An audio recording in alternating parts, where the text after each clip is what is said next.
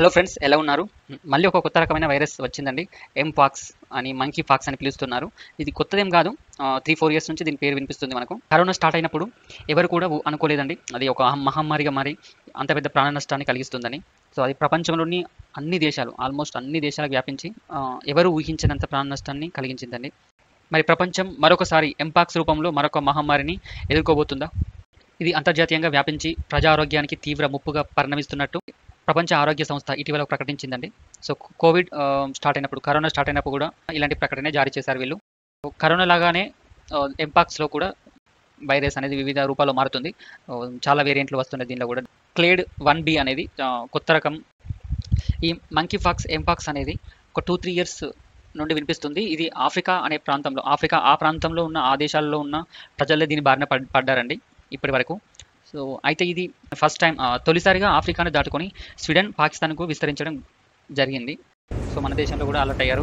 Airports లాంటి ప్రదేశాల్లో alert అయ్యారు. ఒకప్పుడు ప్రపంచవ్యాప్తంగా వ్యాపించిన మసూచి స్మాల్ పాక్స్కి, ఎంపాక్స్కి దగ్గర సంబంధం ఉందండి. ఇవి రెండు ఒకే జాతికి చెందిన వైరస్ లాంటివి. సాధారణంగా ఇవి కుందేలు, ఎలుకలు, చింపాంజీలు, గొరిల్ల లాంటి వాటి నుంచి సోకే వైరస్ అండి. ఇది ప్రస్తుతం మనుషుల్లోకి వచ్చి ఒకరి నుంచి ఒకరికి వ్యాపిస్తుంది. సాధారణంగా దానంతరం అదే తగ్గుతుంది, కానీ ప్రమాదకరంగా ప్రాణాపాయానికి దారితీయవచ్చండి.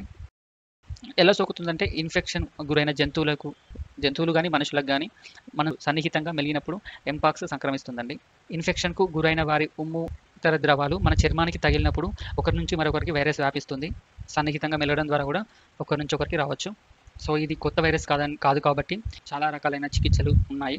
జ్వరం తగ్గడానికి పారాసిటమాల్, ఇంకా కొన్ని రకాల యాంటీబయాటిక్స్ వాడితే తగ్గిపోతుంది. సో మనం మేజర్గా అయితే ఒంట్లో నీటి శాతం తగ్గకుండా చూసుకోవాలి. తగినంత నీరు, ద్రవాహారం తీసుకుంటూ ఉండాలండి. మంచి పోషకాహారం తినాలి.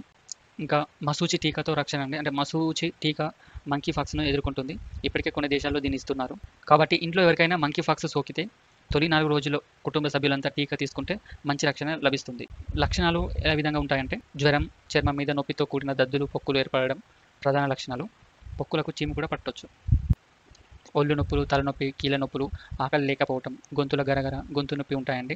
ఒకసారి జ్వరం తగ్గిన తర్వాత దద్దులు, పొక్కులు రావడం స్టార్ట్ అవుతుంది. పొక్కులు మాని చెక్కు కట్టిన తర్వాత వైరస్ ఒకరి నుంచి మరొకరికి వ్యాపించదు. జాగ్రత్తలు ఏం తీసుకోవాలంటే, సో మనం బయటికి వెళ్ళి వచ్చేటప్పుడు చేతులను, కాళ్ళను శుభ్రం చేసుకోవాలండి. మాస్క్ ధరించాలి. ఇంట్లో ఎవరికైనా ఎంపాక్స్ అనుమానిత లక్షణాలు కనిపిస్తే వెంటనే ప్రభుత్వ ఆసుపత్రికి వెళ్ళి PCR పరీక్ష చేయించుకోవాలి. బయట తిరగకూడదండి. సో ఇంట్లో కుటుంబ సభ్యులంతా మాస్క్ ధరించాలి. సో వచ్చిన వారు ఐసోలేషన్లో ఉంటే బెటర్ అండి. సో మనం కొంచెం చిన్న జాగ్రత్తలు తీసుకోవడం వలన మనకు రాకుండా అడ్డుకోవచ్చండి. వచ్చినా కూడా తొందరగా గుర్తించి మనం ఎర్లీ ట్రీట్మెంట్ అనేది తీసుకుంటే కొంచెం ప్రమాదాన్ని మనం తగ్గించవచ్చండి.